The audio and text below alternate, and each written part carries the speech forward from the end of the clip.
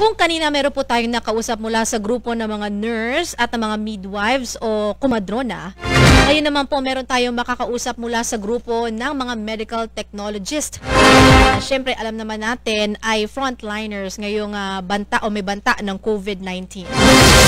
Nasa linya na po ang presidente ng Philippine Association of Medical Technologists Incorporated o ang PAMIT. Wala pong iba kundi si Sir Ronnie Puno. Magandang hapon, sir! Hi, Isa, good afternoon. Sir, kamusta? Matagal-tagal din po tayong hindi nagkakausap.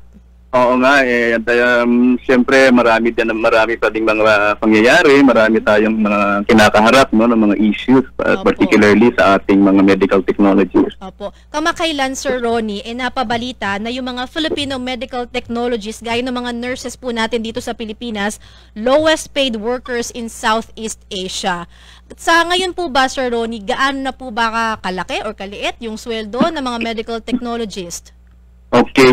Sa totoo lang, isa yan sa pinakamalalaking issue na kinakaharap natin ngayon, lalo na nga't lumabas yung isang balita o isang pag-aaral na lumalabas na ang mga Filipino medtechs, no, kasama din ng ibang mga healthcare workers, ang tumatanggap ng isa o kung hindi man pinakamababa, isa sa pinakamababang sweldo. Oo, at nakakalungkot lang isipin dahil yung issue na yan ay matagal na naming hinihingi, matagal na naming inaapila sa iba't ibang sangay ng gobyerno, maging sa Kongreso. At kanina, napakinggan ko yung interview natin dun sa kasamahan natin ng nurses at mga midwives. Na kung matatanong mo ay kung gaano nga ba kaliit o gaano kalaki tinatanggap ngayon. Ang masasabi ko ay kung ikukumpara natin talaga sa iba, napakaliit dahil ang mga medical technologies, muna yung mga nasa gobyerno, base sa salary grade level nila ay tumatanggap lang ng entry level na salary grade 11. So pag sinabi mong salary grade 11, yan ay katumbas lang ng mga halagang 20 to 22,000. Pero yan ay sa gobyerno. No? So, pero kung ikukumpara mo nga rin yan sa ibang healthcare workers, with due respect sa ating mga kasamahan sa nurses, ay salary grade 15 na kasi ang kanilang starting salary or entry level salary. Pero kung tatanungin mo yung mga nasa private sector, ay lalo kang manlulumo. Mas maliit? Dahil ang nasa private sector ay sumusunod sa patakaran ng Department of Labor and Employment, yung minimum wage natin, no? At ngayon ay sa tingin ko ay nasa ang pagkakaalam ko ay nasa around 537 ang minimum wage sa isang professional, lalo na yung mga nasa entry level. So kung susumahin mo yan, siguro ay total mga 10 or maximum mga 15,000 kung titingnan mo, no? So masyado talaga siyang maliit at kulang talaga, no, doon sa mga pangangailangan. Kaya nga kami matagal na namin ding inaapila. Actually, bago pa man dumating tong mga issue na to, bago pa man dumating ang pandemic, for about 10 years, kung natatandaan ko ng tama, mula 2011 ay nagsusumiti na kami sa Kongreso at sa Senado. Pero wala po bang aksyon? Wala po bang... nakakalungkot na inabutan ng 2020 na halos 10 taon na, ay wala pa rin nangyayari. No? So, isa sa mga binigay na dahilan nung mga panahon na yon, dahil halos lahat ng mga healthcare workers ay nasa salary grade 11, magkakaroon daw ng distortion kung ibibigay sa amin yung inihingi namin na salary grade 15. Bakit yun po yung inirason at yung distortion? Oo, pero ngayon, naibigay naman sa ibang professional. So ngayon, kaya nga ang aming inilalaban na naman ngayon is na ibigay ito sa iba sa mga kasamahan nating healthcare professional. Although may issue pa rin, yung bagitin ko na sa mga nurses dahil sila nga ay ang isa sa mga nakakuha ng salary grade 15. Pero ang sa amin nga ay dekada na ang inabot. At kahit ngayong panahon ng pandemic ay gumawa pa rin kami ng mga inaakala naming makakatulong dahil medyo kahit papaano ay nabigyan ng atensyon yung mga medtech. So in fact, kung maitatanong mo, sumulat meron na kaming apila, no, kay Presidente Duterte. Nagpadala na rin kami ng mga apila sa mga ibang senador. Nabanggit ko na rin namin ito sa mga ibang congressman. At naasahan sana namin, umaasa kami na kahit papaano sana ay mapakinggan.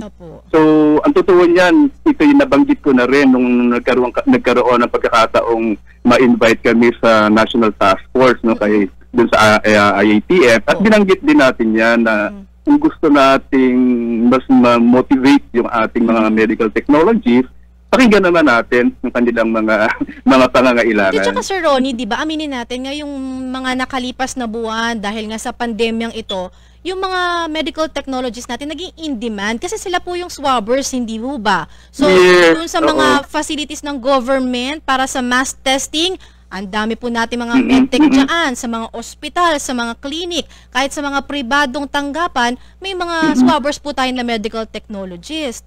Ang dami talaga. Ngayon talaga, umaariba ang mga medical technologies. Pero kung ganyan po kaliit, yung nakukuhang sweldo, parang masakit din po sa kalooban. Oo, totoo yan, Miss Isa, na ngayon ay kinatutuwa namin yon dahil na nabigyan ng atensyon, nakilala sino ba mga medical technologies. Dahil sa totoo lang, dito sa pandemic na ito, talagang sabihin talaga natin kung sa frontline may mga nauuna doon, no? Siguro naman ay hindi tayo naiiwan. Kayo No? yung literal na frontline eh. Kasi talagang literal, no? Dahil kami nga yung sabi ko lagi na hindi lang doon kami humaharap sa mga taong potensyal na may virus eh. Kami humahawak at nagtetest. So ano mang resulta yung pinangahawakan ngayon ng lahat, no? Lahat ng may hawak ng mga resulta natin, iba't ibang klaseng COVID test. Lahat yan ay masasabi ko talagang naman dumaan din sa mga kamay ng mga medical technologies natin bago pa man yan makarating sa kanila. So napakahalaga talaga. Napakalaki talaga ng role. Kaya nga sabi namin, sana naman ay ito ang maging daan at isang malaking pagkakataon para naman marinig yung ating mga medical technologies na mapakinggan ano ba yung totoong kwento no, sa likod nitong mga sakripisyo na ginagawa ng ating mga healthcare professionals. Opo. At saka Sir Ronnie, marami na rin po mga medtech natin ng tinatamaan ng COVID-19. Sa inyo po bang monitor dyan sa PAMIT? Ilan na po natamaan na po, nagkasakit ng COVID-19? Base saan, kasi meron talaga kaming monitoring na ginagawa dahil meron din kami kasing program no, sa mga member namin na nag-infect o nagpa-positive. Sa huling data na meron kami is lumalagpas na kami sa mga 200. Mga 200 medtechs na namin ang nag-positive ng COVID-19. At nung huli tayo mag-usap, masaya ko pang ibinalita na walang namatay o binawian ng buhay. Pero ngayon may ilan ang binawian ng buhay. Nakikiramay po kami. Oo, malungkot dahil sa pangyayari nyon, dahil sa gitna ng sakripisyo, ganito yung nangyayari. Pero lalong nagiging mas malungkot yung mga consequences bakit yun nangyayari sa kanila. Opo. Oo, tulad din ng sa iba. Naalala ko nga Sir Ronnie, nung huli tayo din nag-usap, no, di ba, yung issue ng PPEs, na pagkakitan po yung ating mga medtech ng PPEs, issue pa rin po ba hanggang ngayon yung bagay na yun? In fairness naman, kahit masasabi natin na nag-improve yung pag-provide, pero hindi pa rin kulang. Hindi pa rin tama, no? Hindi pa rin sapat. So, kulang pa rin. And may mga iba pa nga kaming report na naririnig na yung iba daw ay pinababayaran pa sa kanila. May bayad. May bayad. Provide sila, pero may bayad. May mga ganyan. Dapat libre. Dapat yun siguro yung linawin din sa Bayanihan 2, di ba, no, Sir Ronnie? Kasi kahit nakausap ko yung grupo ng mga nurses, ipoprovide ng mga PPE, pero ang gusto nilang idiin, dapat may naka-indicate doon na libre, free, yung mga PPE. At saka kasama din ng medtech, di ba? Yes, sang-ayon kami dyan na dapat ay malinaw, no? Malinaw. Dahil isa nga ngayon sa mga masasabi nating major concern, hindi ng aming lang profession, but then the government itself, yung insufficiency no, ng health workers. So talagang nagkukulang ang ating mga healthcare workers, pero ang tanong ay, ano ba ang mga dahilan? Bakit nagkukulang? Ito ba talagang dahil lang sobrang dami ng demand, or siguro magandang tingnan ano ba ang mas malalalim na dahilan bakit ito nangyayari? So kung papayagan mo akong banggitin, base sa aming ding pagsusuri, unang-una, alam natin na nung nag-relax ng kaunti ang ating quarantine protocol from ECQ, MECQ, now nasa GCQ na tayo, ay base na din sa report ng Department of Health. So, sobrang tumaas yung mga infected, maraming mga hospitals ngayon ay nasa maximum capacity, and masasabi natin mga professionals, natural kung maraming pasyente, maraming sample na itetest, so maraming trabahong gagawin, lalo sa laboratory.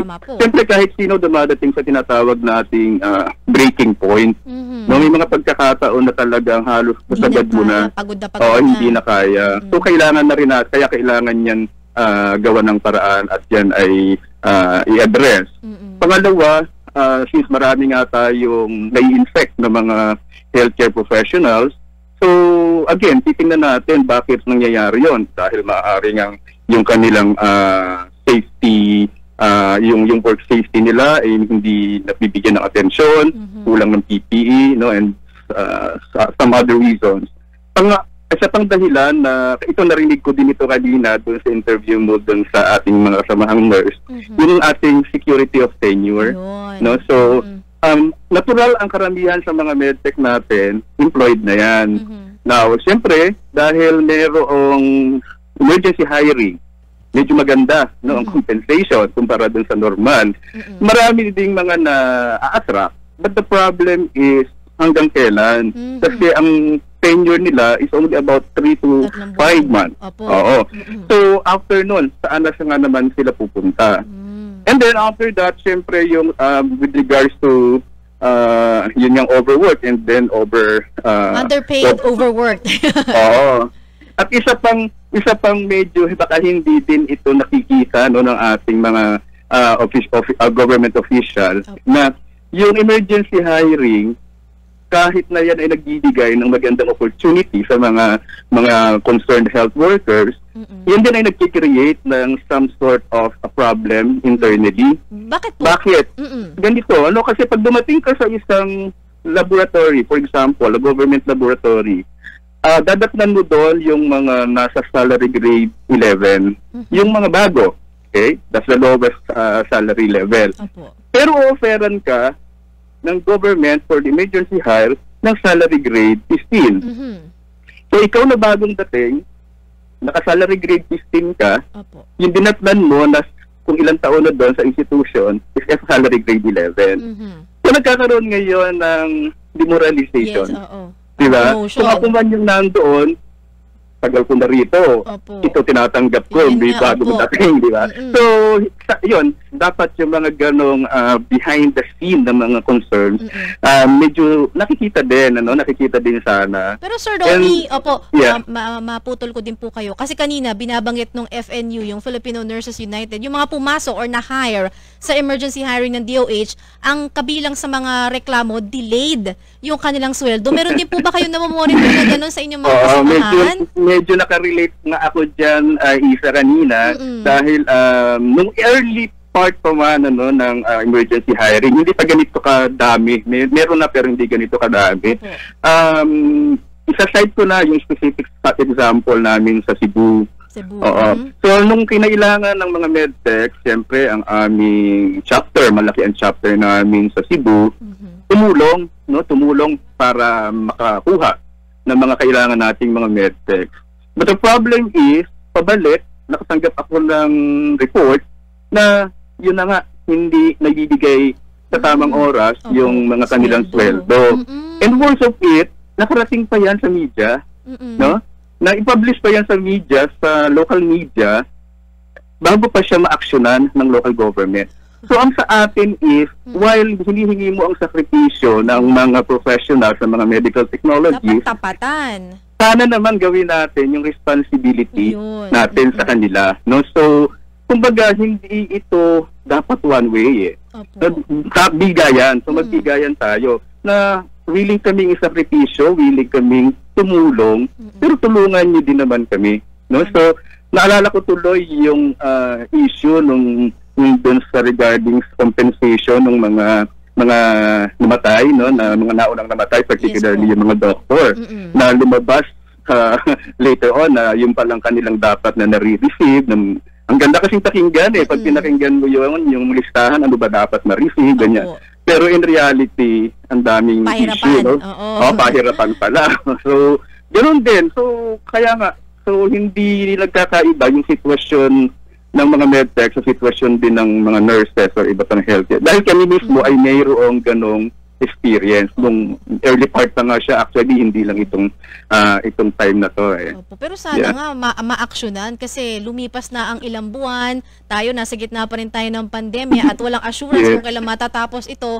At yun yung ipinapunto kasi natin yung importance ng trabaho ng ating mga medical technologists, hindi po ba? Na kayo literal na frontliner, nagsuswab yung mga yan, sila pa yung nagsusuri, di ba, kung COVID positive ba or negative yung mga pasyente. So sana maibigay yung nararapat po sa inyo. Oo, ang lagi ko nga sinasabi, hindi naman kami humihingi o humihiling ng sobra-sobra. Ang para sa amin ang is kung ano yung sa tingin namin ay tama lang, no, yung fair, no, fair sa kumbaga kung ito related ito doon sa isang statement kasi yung binitawan dahil doon sa ban, ano, doon sa deployment ban, na nabanggit na kailangan daw ay mag-practice dito yung mga not specific medtech but healthcare workers and itakita ang patriotism. Siguro naman wala nang question pagdating sa sakripisyo ng ating mga healthcare workers. No? So wala nang tanong dyan. Tayo nakatitiyak na willing, no, makipaglaban dito sa virus na to ang ating mga medical technologies. Pero ang tanong is, willing ka ba na tumbasan yung sakripisyo ng ating mga medtech? Kung ikaw ba ay isang medtech na tumatanggap ng let's say less than 10,000 or so na sweldo, ano kaya ang nararamdaman mo kung ikaw ay pipigilang humanap or kumuha ng mga pagkakataong mas makatanggap ka ng malaking compensation base na rin sa iyong kakayahan? So, madalas kasi maraming nabibitawang salita na lalong nakakadagdag ng, alam mo yun, ng nakakasakit, di ba? Nakaka-insulto. So, yun, no? So, wala naman na nga tayong magawa pa at this moment para ma-improve further. Pero sana lang, bigyan na lang natin kahit pa paani konting moral support. Huwag na nating dagdagan pa sa pagmamagitan ng mga hindi magagandang salita. No, so lalong nakakadagdag yun So kung hindi mo man din yung mga medtech, hindi po ba? Siguro nakikita mo naman sa mga nagpo-post mga mga photos sa social media, yung talagang nakahiga na, nakaupo, pagod na pagod. Totoo yan. Oo. At isa nga sa mga nakita kong picture na sobrang matatas ka, no? Ang mga medtech, kahit ang tao patay na, ginagawan pa nila ng testing. Sinaswab test tama. So, sinuswab pa rin dahil may mga protocol. So, imagine yung pinagdadaanan, no, kung gaano kahirap. Hindi madali ang maging medical technologist. Napakahirap maging medical technologist. Pero syempre, ito'y sinumpaang tungkulin namin, kailangan naming gawin. Pero bigyan naman ng nararapat na respeto at nararapat na atensyon. Yun lang naman siguro. At siguro'y konting pagkilala dun sa profesyon. Naku, maraming po salamat, Sir Ronnie, sa inyong pong panahon na ibinigay sa Super Radio DZWB. Sana po maulit po, no, yung ganitong nating kwentuhan, kamustahan, para po malalaman ng ating mga kababayan yung sobrang hirap na ginagawa ng ating mga medical technologists, lalo tayo nasa harap pa rin nitong COVID-19 pandemic. Lagi po kayo mag-iingat, Sir Ronnie. Salamat, maraming salamat isa sa pagkakataon at again, kung meron ding muli pang pagkakataon, I'll be very willing, no, na makipagkwentuhan uli at iparating natin sa inyong mga tagapakinig at kahit sa mga miyembro namin. Maraming salamat ulit. Yung behalf of family. Okay. At yan nga po si Sir Ronaldo Puno, Sir Ronnie kung tawagin ko, ang presidente ng Philippine Association of Medical Technologists Incorporated.